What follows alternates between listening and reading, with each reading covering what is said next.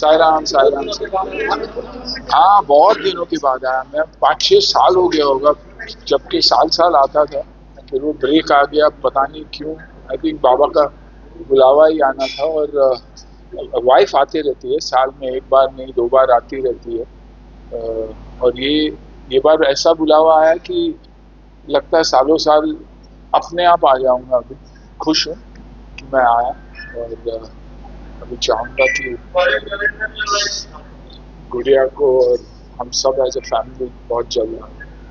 और खूबसूरती ये है कि सालों साल हम जब जहाँ भी मैं जाता हूँ, आज की तारीख में मैं देख रहा हूँ हमारे श्राइन्स हो, हमारे मंदिरों में हूँ, इतनी व्यवस्था अच्छी हुई है, इतनी अच्छी ऑर्गेनाइजेशन हुई है। और लोगों का भी आप व्यवहार देखिए, आज सब सिस्टमैटिकली दर्शन देते हुए आगे बढ़ रहा है। तो अच्छा लगा साई राम।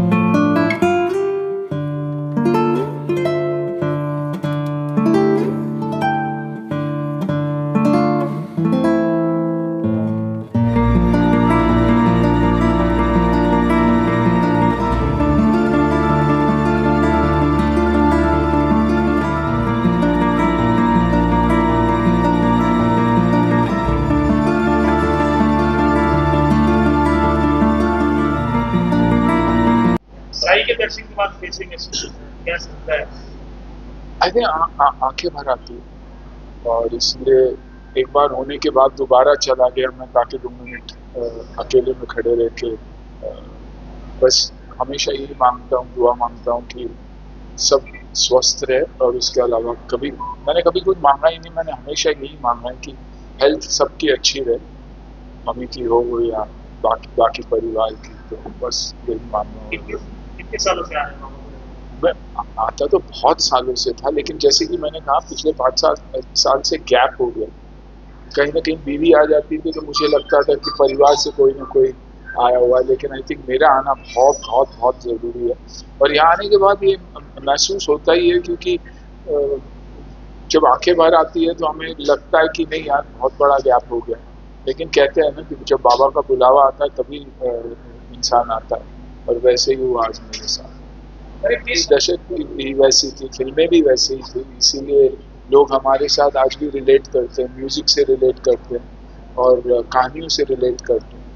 तो आई थिंक ये बहुत बड़ी बात है। और बाबा की दया है कि लोग हमें भूले नहीं और हमें याद रखते हैं आज भी। मैं भी सुना हूँ कि फाइन ट्यूनिंग हो चुकी है, अब रिलीज के दिन ही बात करूंगा, उससे पहले हेरा फेरी के बारे में बात ही नहीं करूंगा। क्या क्या अलग रहेगा मेरा मेरा आई थिंक फैमिली की फिल्में, शायद वो एक फिल्म जहाँ आप सब मिलके एक साथ, अगर एक बार आप टीवी चालू कर देते तो उसके बाद आपको टेंशन लेने की ज़रूरत नहीं, शर्माने की ज़रूरत नहीं। आपको पता है कि लोग सिर्फ हंसने ही हंसने वाले, और छुप के टीवी या मोबाइल फ़ोन देखने की ज़रूरत नहीं है, परिवार से छुपा के नहीं। वैसे ही फिल्में हमने हमेशा की है कि हम वैसे फिल्में करते आए हैं जो हम चाहते हैं कि परिवार देखे। और ये हेरा फेरी भी वैसे ही है। पहले हम सिर्फ जिस फिल्मों से मैं जुड़ता हूँ, मेरी कोशिश यही रहती है कि परिवार जुड़े और बाकी नहीं। पहले सिर्फ यही कि अच्छी फिल्में बनानी चाहिए, अच्छी सीरीज बनानी चाहिए। जैसे भी आपने कहा ओटीटी आ गया, टेलीविजन आ गया, ये आ गया। मेरा मानना है कि परिवार बड़ा होते जा रहा है, एंटरटेनमेंट का परिवार बड़ा होते जा रहा है। पापा हमेशा सिनेमा ही रहेंगे, बाकी ये सब बच्चे हैं जो पापा का साथ देंगे और आगे आगे चल के उनको सपोर्ट करेंगे। जब हमें तकलीफ होता है तो हम भी चाहेंगे कि वैसे लोगों से हम ना जुड़े। रिलेशनशिप्स है, ऊपर नीचे होते ही रहते हैं रिलेशनशिप में। और पहलगाम में जो हुआ उसके बाद तो मैं डेफिनेटली हमेशा कहता हूँ कि बैन होना ही चाहिए। और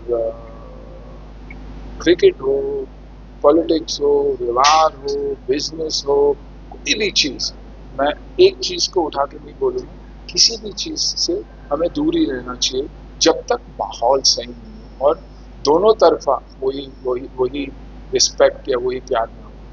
कला तो इस दायरे से बाहर रखना चाहिए, क्योंकि सर अपनी किसी बॉलीवुड की चीज फिल्में जो है पाकिस्तान में देखी जाती है। वो ठीक है सर, हम हमारी बात कर रहे हैं, हम दूसरों की बात ही नहीं कर सकते। मैं वहाँ क्या हो रहा है, वो क्या कर रहा है, उससे मतलब ही नहीं। अगर मुझे मतलब है तो हमारे देश से मतलब है, और हमें क्या करना चाहिए। हमने देखिए, हिंदुत्व और हिंदुइज्म और सनातन धर्म एक ही सिखाता है, धर्म, सेवा और कर्म, और हम उसी चीज में मानते हैं। हमने ना कभी किसी से के साथ जंग छेड़ा है, ना हम किसी से लड़े। हम हमेशा सबसे प्यार से ही बर्ताव करते आए, और आई थिंक वही हमारी हमारी देश की और हमारी संस्कृति की और हमारी रिलीजन की खूबी है।